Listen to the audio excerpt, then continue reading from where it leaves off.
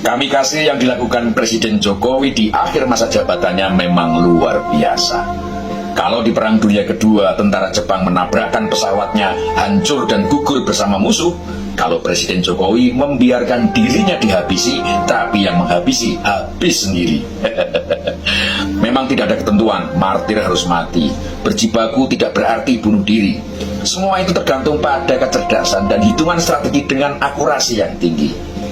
Tak ada manuver yang tak diperhitungkan resikonya. Tak ada langkah yang tak diprediksi dampaknya. Semua terpetakan dengan cermat, teliti, dan terukur hasilnya. Setiap reaksi dipelajari dan dikalkulasi. Setiap agresi di-counter dan dihadapi dengan jeli. Strategi sudah disiapkan seperti jawaban soal multiple choice. Plan A meleset pakai plan B. Plan B meleset pakai plan C. Plan C gagal pakai plan A atau B yang telah di-upgrade. Hasilnya cespleng, sukses dengan meminimalisasi collateral damage atau dampak kerusakannya. Sebelum pemilu, serangan soal MK dan isu politik dinasti terbukti tidak membuat pilpres dan pemilu terhambat. Kebencian yang bertubi-tubi ditembakkan malah menjadi amunisi kemenangan. Tanpa perlu capek-capek main drama dizolimi dan playing victim ala kubu penyerang, simpati rakyat mengalir bak banjir bandang, menghasilkan sentimen positif dan kemenangan yang telak dan tak terbantahkan. Tak terima kekalahan, pihak yang kalah menyerang dengan isu kecurangan, memaksa DPR menggunakan hak angket dan interpelasi yang sampai hari ini tidak jelas nasibnya dan perlahan akan menguap sendiri. Jokowi terus dibidik dan mau dihabisi.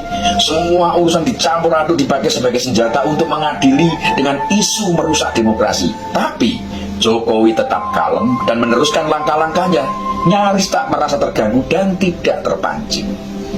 Gejolak yang terjadi sebelum pilpres dan setelah pilpres ibarat riak ombak yang bergulung silih berganti tanpa henti. Tapi setiap riak akan surut dan kembali ke laut. Dan strategi Jokowi adalah karang. Tak ada rumusnya karang hancur diterjang ombak yang datang berulang kali.